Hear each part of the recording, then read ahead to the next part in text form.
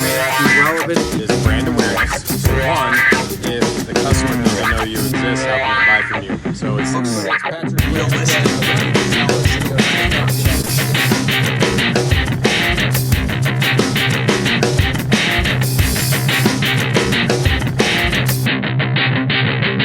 Hello, everybody. This is Marketing Mondays 93. We are 93. Yeah. Closing in on 100. Oh, yeah. We apologize for missing last week. Hopefully we can make up for it this week with our content. So I hope everybody is doing good out there. I was just mentioning that this is kind of the time of year where things are starting to ramp up for some people. Otherwise, it's kind of the middle of Q1. You're kind of trying to adjust how things are going or kind of what you thought the year was going to start. You've kind of noticed whatever trends up or down, at least for right now. What are your thoughts so far as the year has been going? I mean, I think that as I talk to people around the country, I would say that there's some people that are doing better than others. Obviously, weather's played a big part in this year, even in Southern California, where they've had an unusual amount of rain, which is very not normal. So I think a lot of, in other areas of the country, they're dealing with winter and things like that. So I feel like definitely, we're in that part of the season where weather's a little bit spotty, and sometimes that can change, the business model. But I do know, other people are doing okay. It seems like people pulled back from spending a little bit late last year. And I feel like talking to some people that I don't know if it's tax dollars, tax returns coming in or whatever, but it feels like we're maybe rounding the corner and business is getting a little bit better the last week or so. So we'll see. It might just be tax returns, like a normal, spike with tax returns, or it might be that people are, feeling a little bit better about where things are at in the economy. It's hard to say. I mean, unfortunately, a lot of the products that we help clients with are not necessities. It's not something somebody has to have.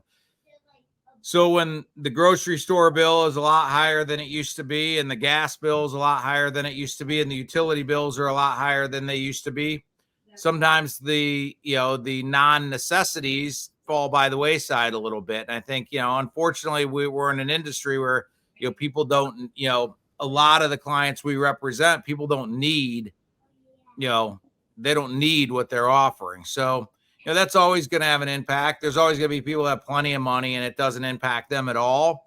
But, it's unquestionably a factor. I mean, when the cost of things is as high as it is, I feel like that it would be naive to think that that's not going to have some impact on business. I mean, yeah, no, it's funny you mentioned that. I was just at the mall. I was like, I had to go run around. I went and got a haircut and then came back and figured, let me stop by the mall and just see if there's some stuff that jumps out. I realize it is a holiday and I think the school is out, but I was very surprised. The parking lot was pretty packed. The mall all the stores were busy. It was bustling. It felt very pre-COVID, being back in a mall. And I'm somebody who I've worked in the mall for quite a few years, so I definitely have always kind of. Oh, that's impressive. It might have been a little bit with the present holiday, people figuring like, what are we going to do? You're in Chicago, obviously, basically, if the weather's not ideal, it's like your kids are out of school. It might've been a lot of people heading to the mall just to be like, what am I going to do? Let's get these kids out of the house. So, and it was pleasantly nice today too. So that's probably part of it as well. So, but yeah, I was very surprised that I was like, obviously people have money and spending. There were plenty of bags. Like it wasn't just people window shopping. Yeah, so. That's good.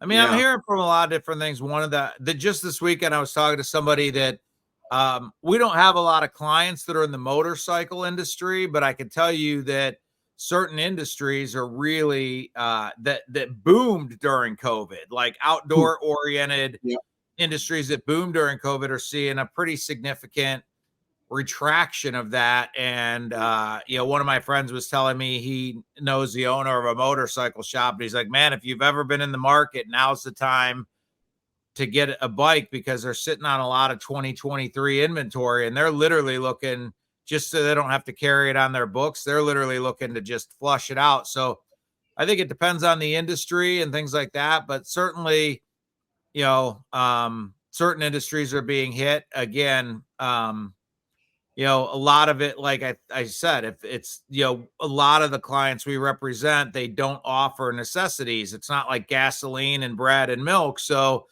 if things are tighter a little bit in other places, that a lot of times they're going to decide to push that purchase off a little bit or wait a little bit longer to make that purchase.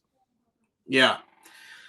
So hopefully we get a good spike with the tax returns. I mean, I'm hoping for that, because a lot of times when people get that money, they tend to spend that a little bit more. Like, it's just, they view it as like kind of disposable money, found money. And like, if they've been waiting on a purchase, a lot of times they'll use that money to make that purchase. So I think the next couple of weeks are going to be a little bit telling with regard to where people are at on that. Hopefully right around the end of February, we start to see returns really start to come in general. And, hopefully that's good for most of our clients. Hopefully they get a good share of that.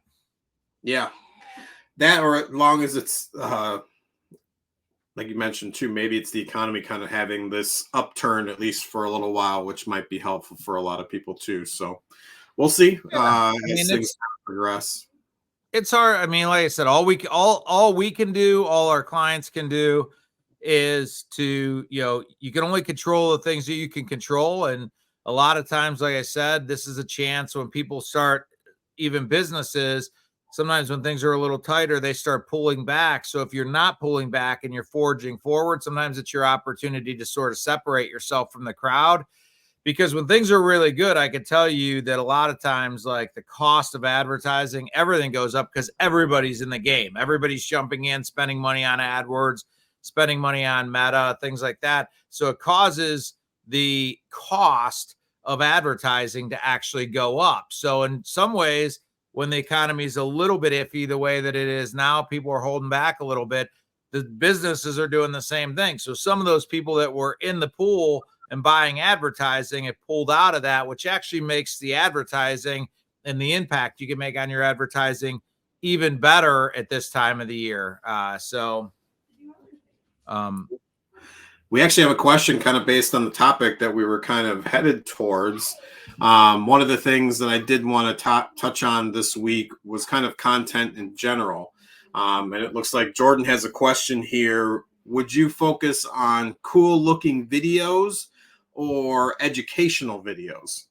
For me personally, I think it's one of those where it depends on where you're posting. I think that's first off is figuring out, like, if you're posting on LinkedIn or on YouTube and you're kind of doing the horizontal videos, kind of longer form, I think you should probably lean towards the educational stuff, just because I think that's where kind of people are going to learn something. I know for me personally, if there's a task or something that I'm unable to figure out, I usually type into YouTube and find somebody who's done it before and then kind of walk through whatever I'm doing. So I think that's definitely the space for that.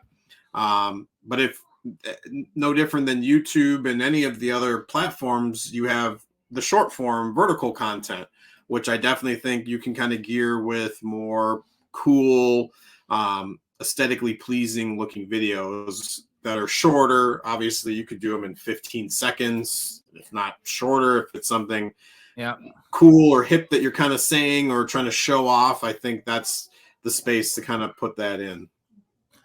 I'm going to go a little bit different direction than you went on this. And I think you were hitting on it a little bit.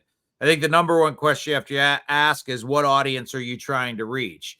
We work with a lot of people that are trying to reach architects, building managers, energy ESCOs, people like that. So clearly, those people are probably going to be a little bit more business oriented, a little bit more focused on that, educational, and a little bit more of a serious tone, if you will. Not a serious tone, but a little bit more dialed in, would sort of make sense there.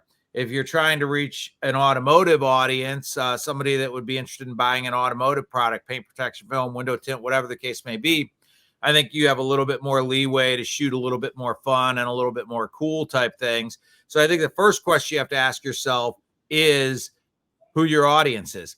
Second thing I'm going to say is, why does it have to be one or the other? The quality of your content is going to dictate whether it resonates with people or not. So, it's not, should I shoot something cool or should I shoot something educational? How about trying to shoot something cool that is educational? I mean, there's no reason you can't do that. And I think if you can sort of find the way to dovetail those two things together, that's really going to be content that typically resonates with people, because you could have the best educational content in the world, the most accurate, whatever, but if it's dry and nobody wants to watch it, it's not going to get in front of people. So ideally, even with the best educational content, you have to weave in a little bit of the entertainment or the cool side of it, or people just are going to tune it out and they're not going to watch it. So I think you always need to be thinking about the fact that it's got to be engaging. It's got to be good, good content. It can't just be content. You can't just put out a super accurate piece of content and super dry format and expect that just because you put it out there, people are going to watch it. You could put a video like that out on YouTube, do all the right things, and get 10 views. I mean, so there's nothing wrong with the content that you put out there as far as the accuracy of it. But if it's not engaging in some way, shape, or form, people aren't going to watch it. I mean, it's just as simple as that. No, I think that's kind of the heart of everything I wanted to touch on too. It's what type of content you're, at least with this question. And I think he kind of had a conversation with himself here of why not both. And then he kind of mentioned, let's focus more on small business content for driving in customers. And I think if that's, and I like at least where you kind of broke that down, you tried to figure out exactly what you were looking for. And I think in that case, you want to at least educate or show the value of whatever product or service you have, maybe in a quick or cool way, in how it can, here's paint protection film, like showing something scratched it without it, and then showing it with the paint protection on, kind of maybe doing some sort of a skit or something along those lines of where you can make it educational and goofy and funny. So I think it's, if you can get remembered, I think is the key. I think, again, you have to really start from a place of who your audience is, because I think everything's going to be dictated by that. An architect doesn't want to see some video with loud music and you trying to be funny. They're just not. I mean, so, not most of them anyway. I think, if you want to be taken seriously in a more, that environment, you're going to have to shoot some videos. But just because it's more has a slightly more serious tone doesn't mean you can't have fun and have cool. If it's not engaging, no one's going to watch it. I mean, it's just as simple as that. I mean, it's got to be good content. I mean, the litmus test right from the beginning of anything we're going to talk about today is that it's got to be good quality content. It's got to be engaging. It's got to be good quality. The sound has to be decent. The picture has to be like, that's not, you don't get any extra credit for that. That's like the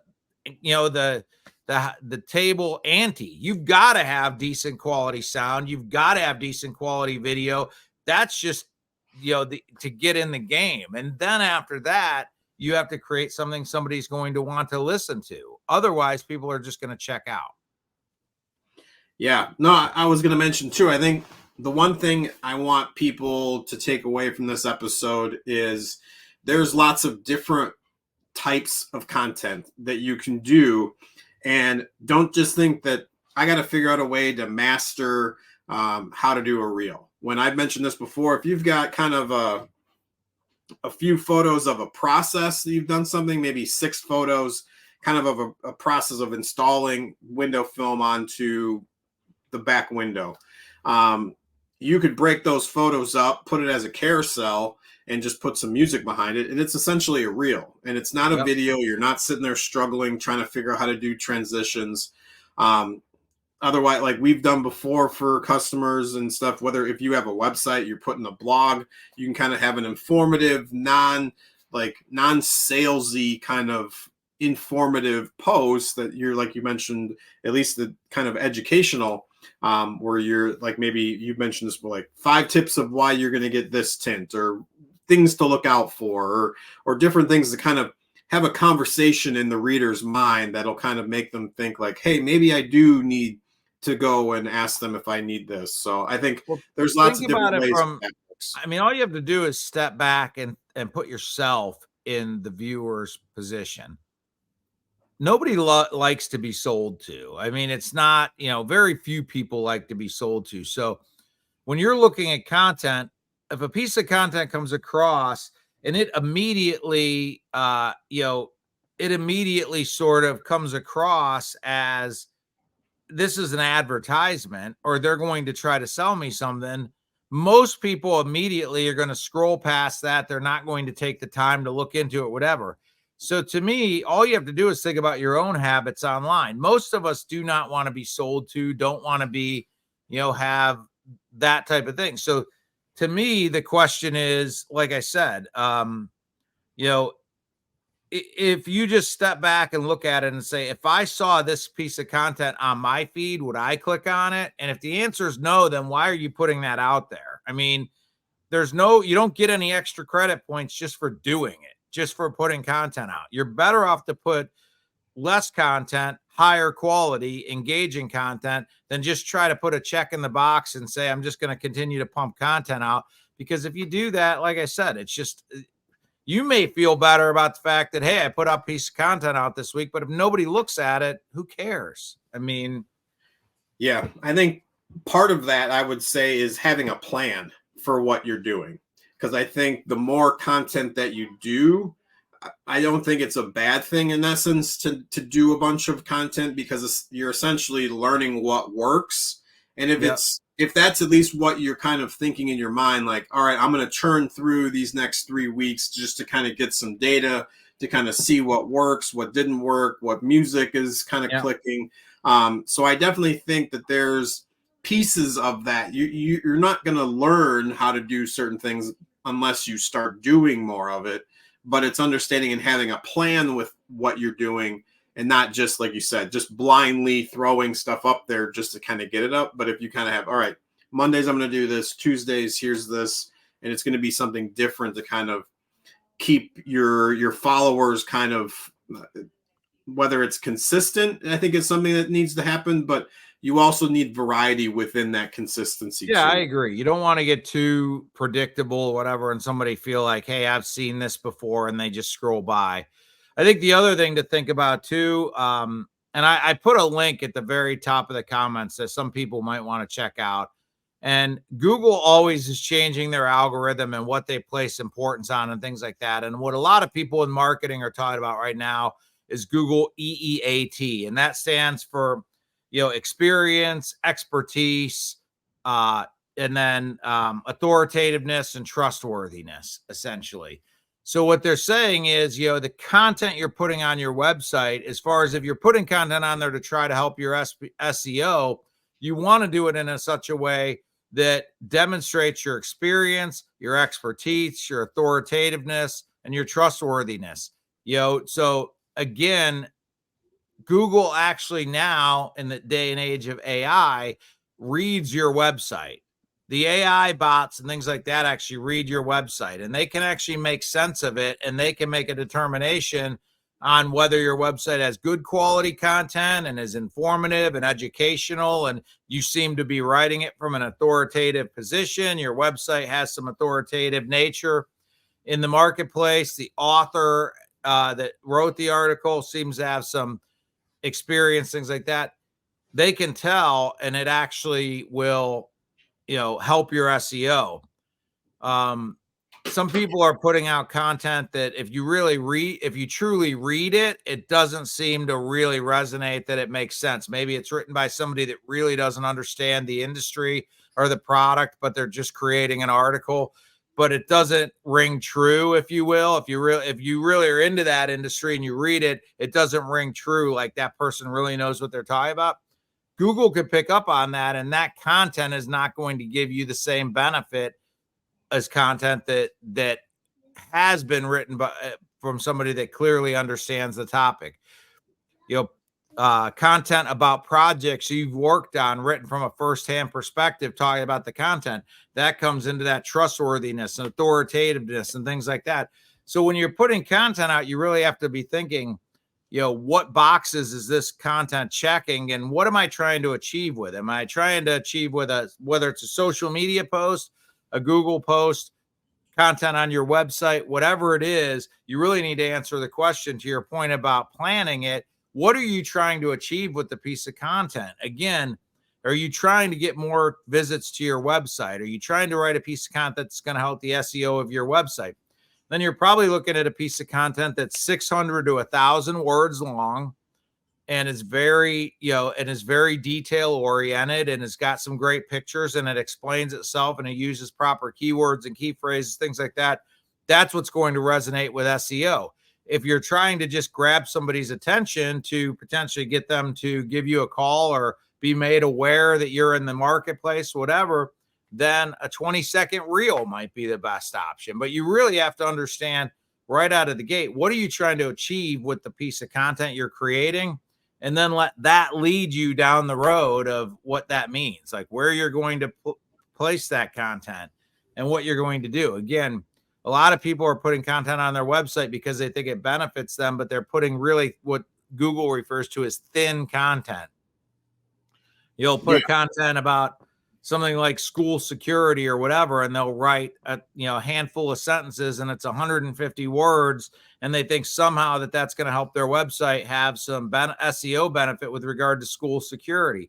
But it's considered thin content for Google, and not only is it not helping you, it could actually hurt you. You're better off to have one article with 700 words about that or something like that. So I think you really have to understand, to your point, plan it out, understand what you're doing, but then make sure that whatever category you're in, you're doing it properly and you're doing it well. Because again, nobody wants to consume bad content. Doesn't matter which category we're talking about, it still has to be good. That's the table stakes, essentially. Just to get into the game, it's got to be decent content.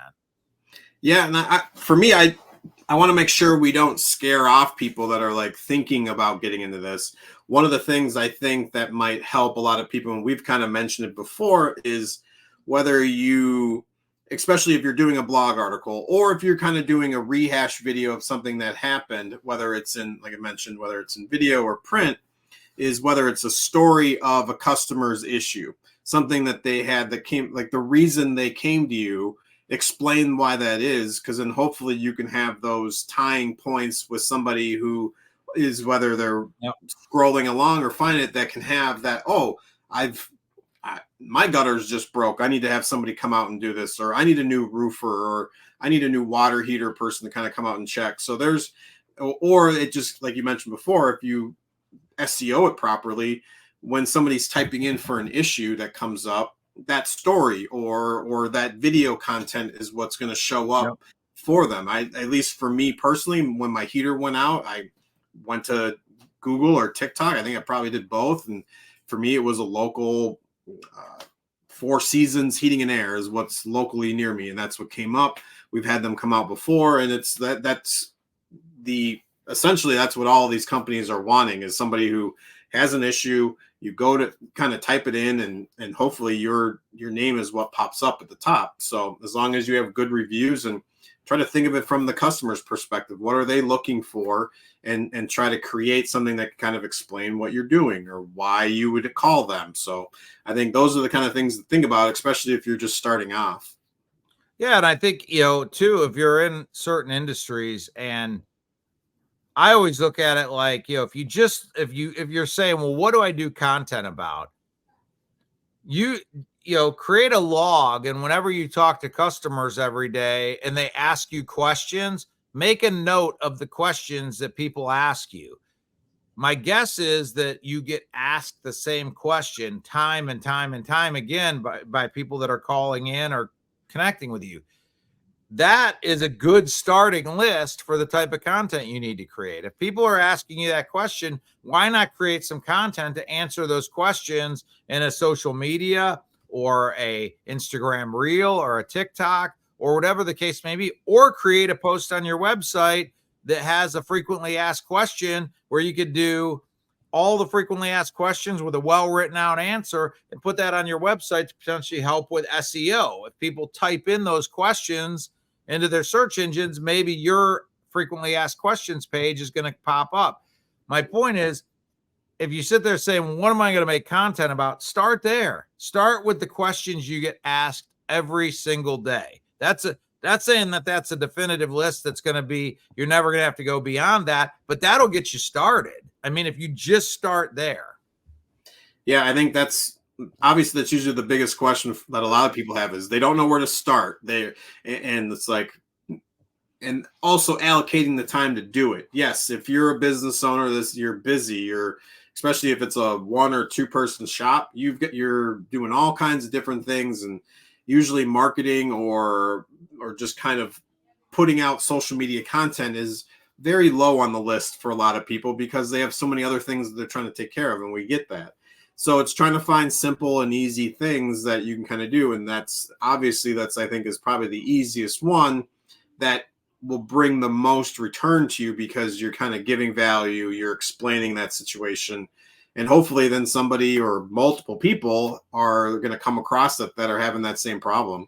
Yeah, like I said, that's not the have all and be all of content, but it gives you a place to start, gives you it's something that you're going to be really familiar with. So if you do a video, you're probably going to speak very, authoritatively about it because it's something you've answered that question 100 times. So you're not nervous. You can speak very, positively about it and not be hemming and hawing and, a lot of us. I think, the reality is, like you said, if you create a nice piece of content, and it can be something, if you have a TV in your shop and you're rotating a video on loop or whatever, you could even have these videos as people are sitting in your lobby answering questions that people might be asking you about how to clean your window tint after it gets tinted. How long do you need to wait before you could roll down your windows? How long does it take the film to cure? I mean, I'm just riffing off the top of my head, but there's 3 pieces of content right there.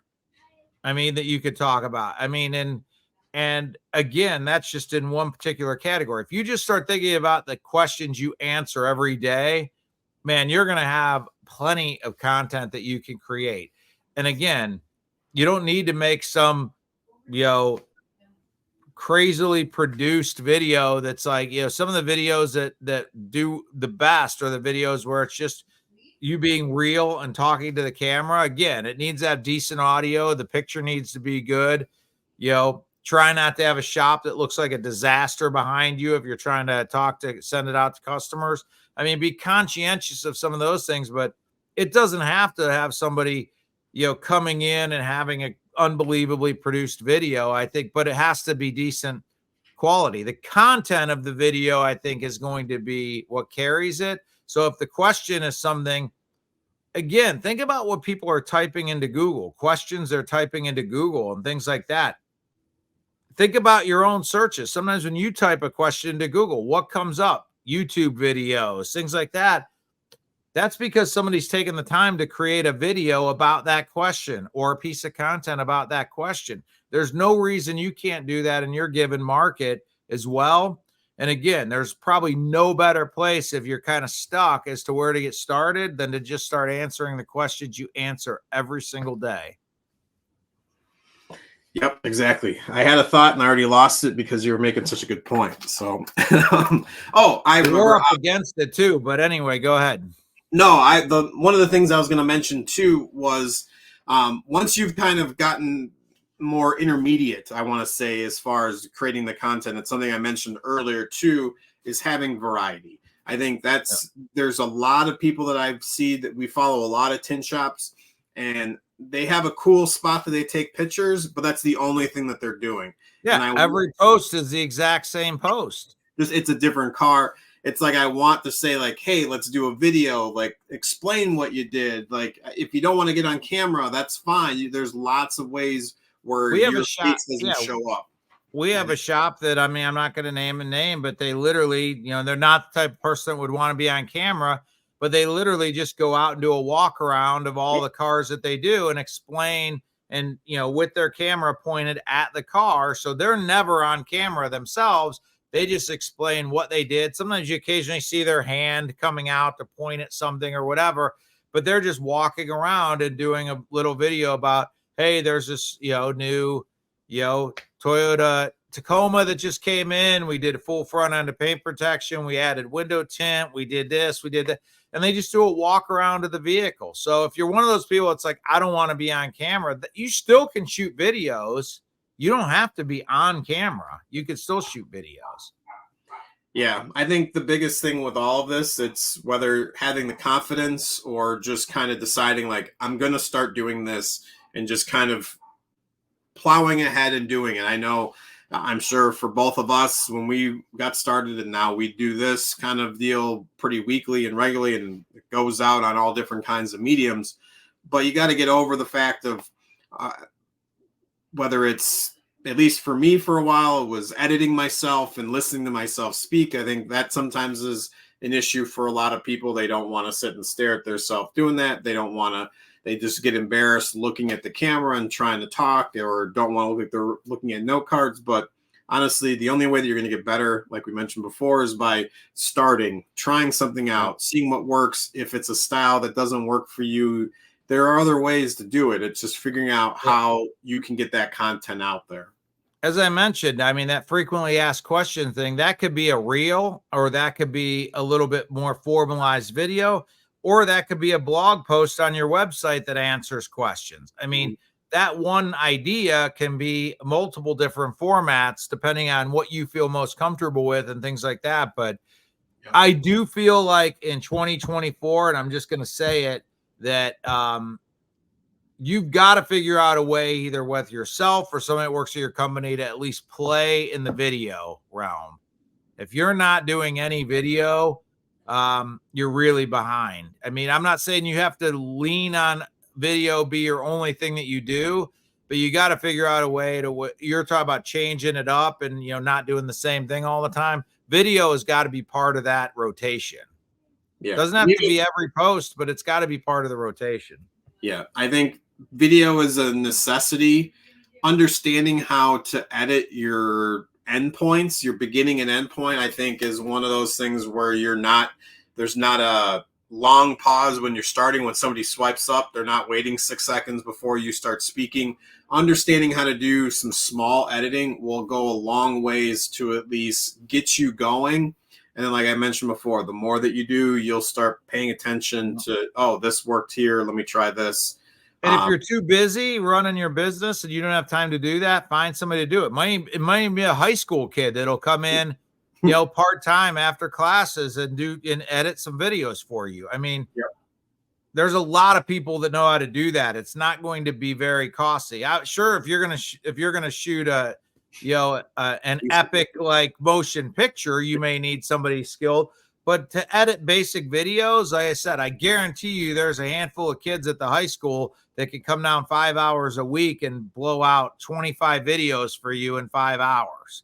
I mean, ask around. I'm sure your own network, there's some kid within your community of people that you know that can help you out with that. So definitely keep an eye on. I think content is obviously king for, I don't know how long it's been, but it's going to keep going that way. It's just understanding how to utilize it, whether it's through AI. We didn't even talk about AI content. I think that's something that is obviously growing and becoming more relevant, whether it's videos or images or, like we've mentioned before, with text. So all those things are kind of coming about, and it's understanding how to use them and to take advantage of those for your business or passion or whatever you're working with.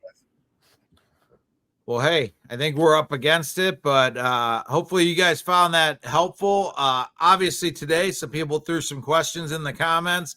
I was even interacting pre-video with somebody that couldn't make it tonight and answering some questions about some meta advertising. So we are here to help. If you have questions about certain things, you know, post a question live you're with us, or, you know, if you want to go back to this video and post a comment, we'll try to keep an eye on that, and either we'll answer it in a future video or maybe just jump in and text or type an answer out to you. So we hope that you're finding these videos helpful. And again, you know, we're going to be here most Mondays. We occasionally are going to miss one. You know, I have slightly older kids that are, one of them's headed to college next year. So there's some things that happen that we just can't get around scheduling. Ronnie's got young kids, and So it's just, And we it's one work. of those things that what's that? And we work. So And we work too. But I mean, we will try to continue to make these videos and be on here every Monday, but sometimes we just miss. And even when we miss, we try to put out a little collage video or something from previous episodes or whatever. But we appreciate people tuning in, and we try to be as consistent as we can with these. So thank you for tuning in, and hopefully you're finding some value. Yes. No, thank you, Tyner. Thank you, Jordan, with the question. Thank you, Marco. Thank you, Rob and Eric. I know you guys are always on here. So we definitely appreciate everybody that's here pretty routinely. And so we're going to do our best to make sure that we keep showing up for all of you guys. So, Yep. but like all right.